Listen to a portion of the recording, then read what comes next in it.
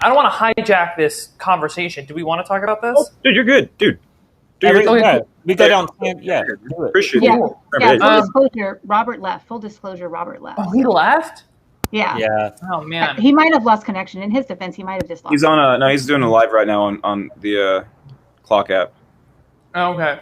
Yeah, well, one of the reasons I invited him on, one of the things I want to do outside of legislation to directly address division is every week I'm going to host a live stream where I bring on somebody who disagrees with me about something and just talk, just have a conversation. I do eventually want to do these in person. It's still COVID, but I want to get there just one-on-one. We won't be able to see the chat while we're talking, but people are sick of the screaming matches on cable. They are, they're craving this, right? They want to remember what it's like to talk to somebody they might not agree with, because people hate losing friends and family over stupid identity politics, labels, terminology we don't even agree on, like I said, right? And I mean, the media is going to want to put me in a box and get their, their sound bites and stuff, but I'm going to be adamant about saying, no, I'm focused on solutions that include all people and making the best decisions for today and for the foreseeable future, regardless of where they come from.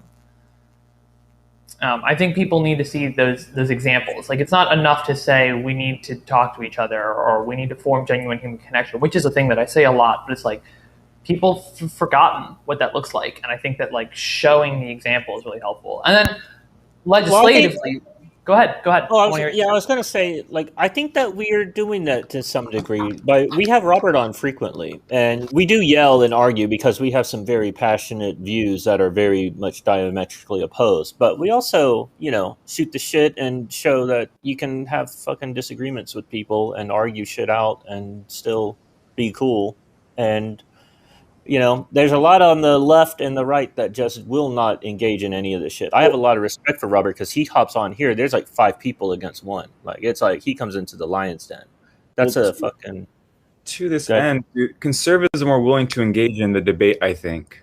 I think they like the idea of debate more. And the whole thing, debate's not really like debate. It's really just about having conversations, right? Maybe arguing for the ideas and trying to find like something. But we've kind of misconstrued what a debate is, right? Because what we love in entertainment, which is that whole, like kind of arguing back and forth, kind of, I'm arguing for my dogma approach, essentially, right?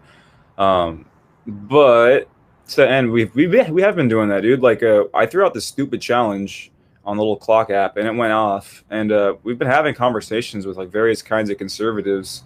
And the thing is, you just got to maintain your poise in these conversations. And you already hit it. You hit a big thing where you said you guys couldn't see the chat. That's huge. So like a one-on-one setting, you can't see the chat where it's just you two people and there's no outside noise kind of like throwing any interference, where they can just really focus on the conversation. Because like peer pressure is a huge thing in all of this, man.